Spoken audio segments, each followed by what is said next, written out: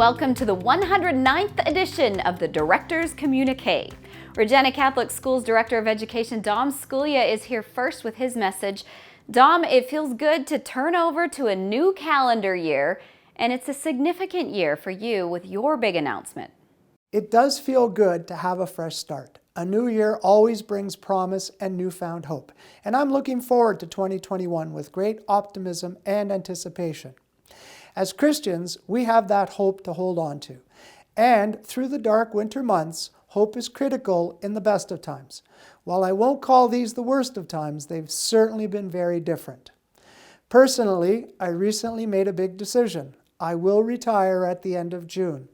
It's been nearly 5 years since I arrived here in Regina, and I will miss working with all of you. Thank you. Is easier for me to say than goodbye. I hope I have imparted some positivity to the division and our schools. From my end, I have learned a lot from each of you and have grown personally and spiritually during my time with Regina Catholic School Division. I will forever cherish the friends and places I have come to know. For now, I say thank you. Perhaps after I have put in another 5 months of work, I will find the right words to say goodbye to each of you. Because we do still have much learning to do this school year, and we've only reached the midpoint of the year, I know you each have many more great things planned. We all have our plans, and we all know we need to be prepared to adjust to those plans should things change. Please know that we see all the work you are doing, and we appreciate you. While we are certainly missing out on many events and activities that we love, don't forget to celebrate the new experiences. Being open to the new opportunities is what can help us keep the lights on during the dark times. A well-known educator recently said, "Our job is not only to survive the pandemic, but to learn from it and create an education system that is significantly better than before 2020. Pandemic aside, I wish each of you a happy new year filled with blessings, new beginnings, and lots of learning. Thank you all, and God bless." Twyla? Thanks, Dom. As we move on with the business of January, let's glance back at some of the fun we had in December of the year that shall not be named. Dr. Daryl Adamko, pediatric pulmonary specialist at the Saskatchewan Children's Hospital, spent some time with students at St. Josephat School, via technology, of course. About 90 students heard from him during their science class, learning about his work in using urine samples to test for asthma. Another guest speaker at St. Josephat was Miller grade 12 student Beilan Sagay, who spoke about her experience as a school youth advocate for mental health. She also touched on systemic racism, and by all accounts, she was amazing. It really is great to see our high school students helping with our elementary students. These are not our future leaders. These are our current leaders. Riffle's choir couldn't hold any in-person Christmas concerts, of course, but that's no reason to avoid spreading Christmas cheer altogether. To make sure they wouldn't spread COVID, though, they went online with a podcast and video.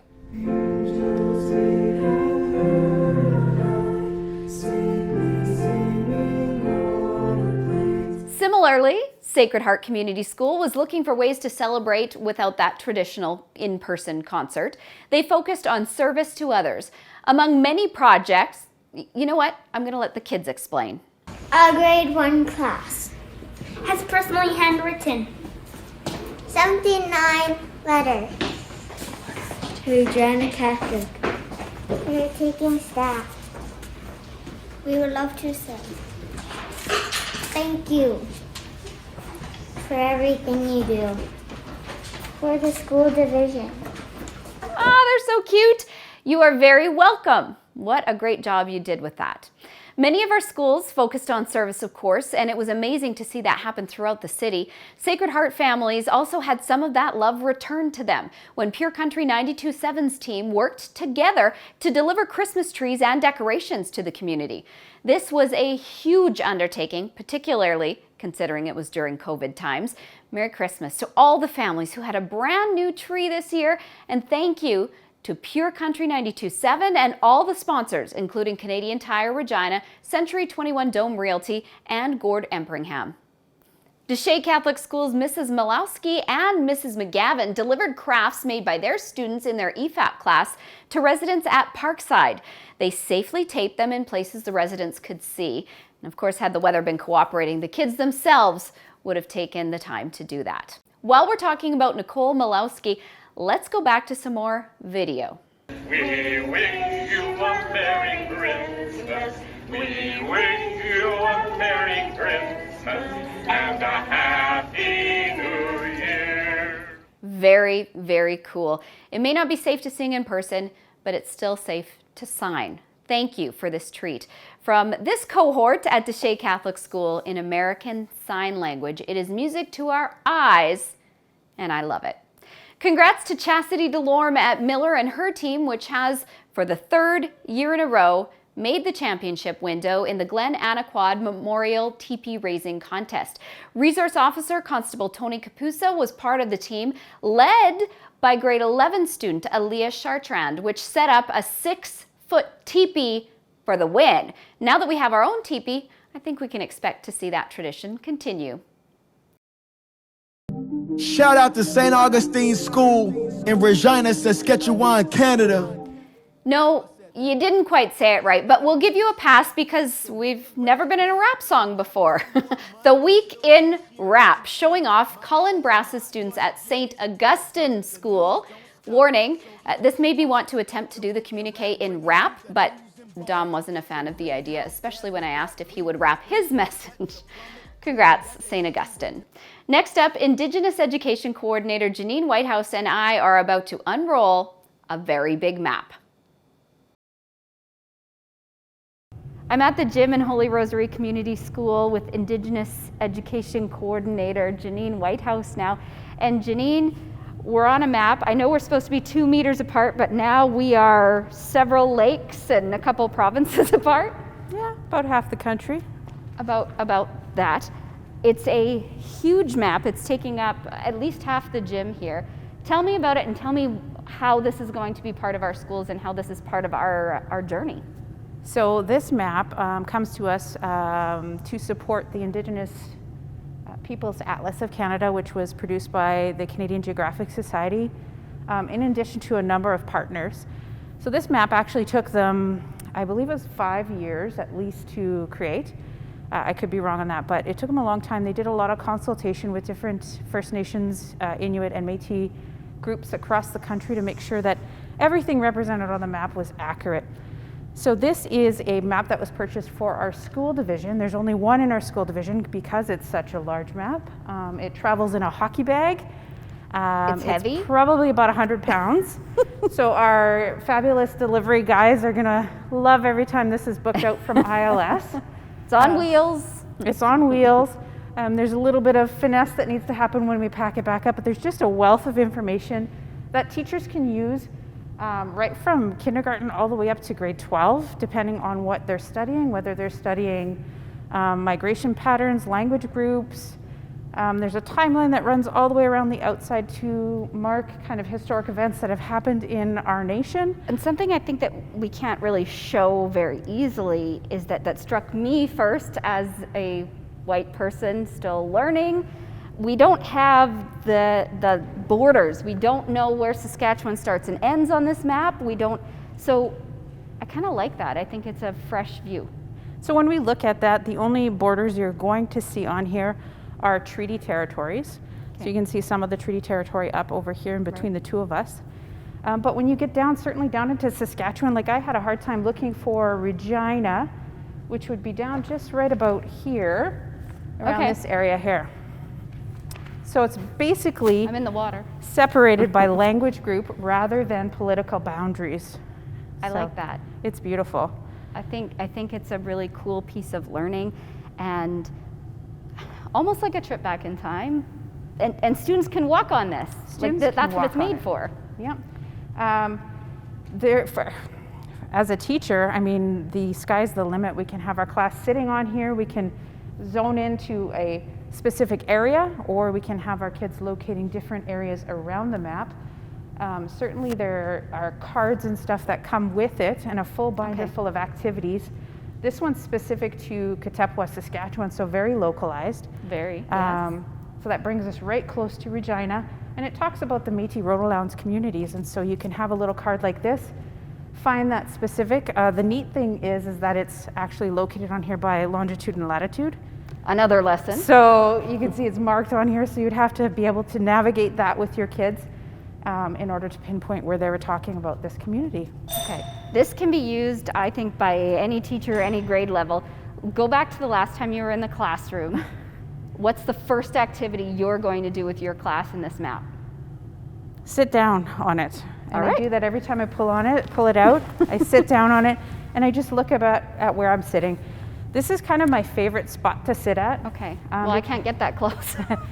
You got some over there. I do. But all of these little lines that are on here, and you probably can't see that with the camera just yet, but there's little lines that mark a specific nation's territory, and then all of these lines that indicate that they have some connection to other places.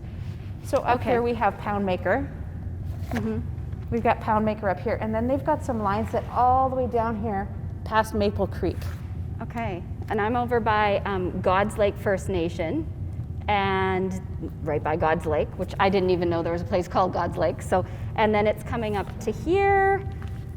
It's not going quite as far until it starts connecting with other places. Right. Over here by Oxford House. Janine, this is really cool. Thanks for procuring this on behalf of the division and helping all of our teachers and support staff find ways to bring this. And I think it's just going to enhance our journey toward reconciliation. So this beauty can be booked out through ILS Okay. in the near future as soon as we have the binder digitized. Okay, well, it's on its way. Thanks, Janine. Thanks.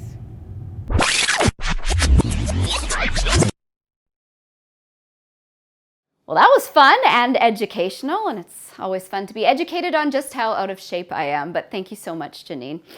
Speaking of being in shape, hopefully, 5 of you will soon be enjoying a workout complete with emotional baggage, thanks to our super slick and fun RCSD gym bags. Congratulations to Maureen Beazle at La Boldis, Charlene Holiday at Miller, Patrice Termel from right here at CEC, Diana Shuba at St. Francis and St. Mary's, Ryan LeBlond. This month, we're all still staying at home and reading, so I've got a chance for you to win bookmarks for all your students. And I do mean all of your students. Classroom teachers can win for their whole class. A high school teacher can win for all of their classes, and admin, teacher librarians, support staff, caretakers, etc.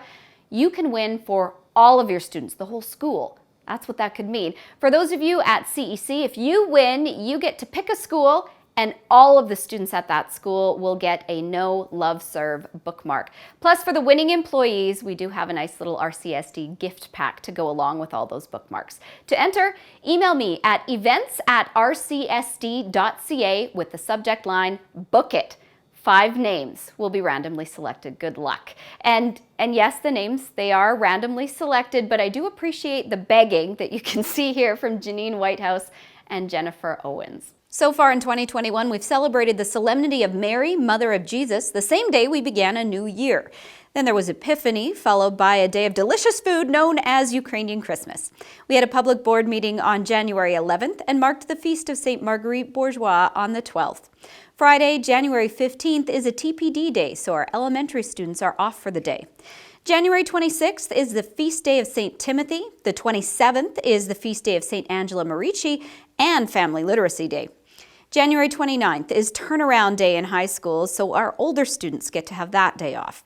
And as a parent, I love this week, but as a colleague, I know it means you've got some very full days. But that final week of January is report card distribution week. Some tweets from the Pope.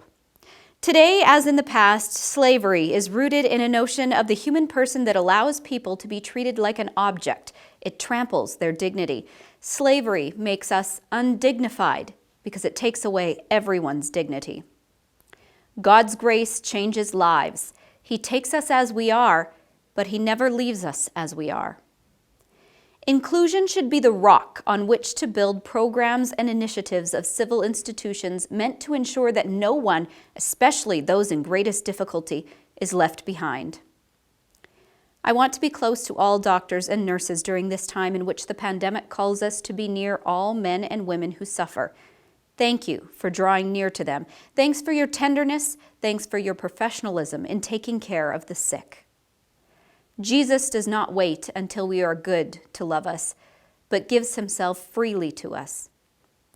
Let us contemplate the child and let ourselves be caught up in his tender love. And finally, kind people who deserve a hello.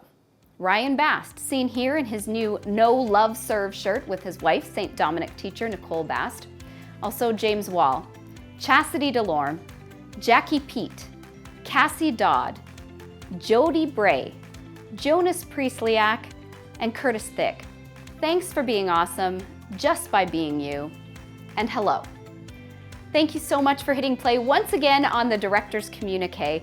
Until next month, I'm Twyla West.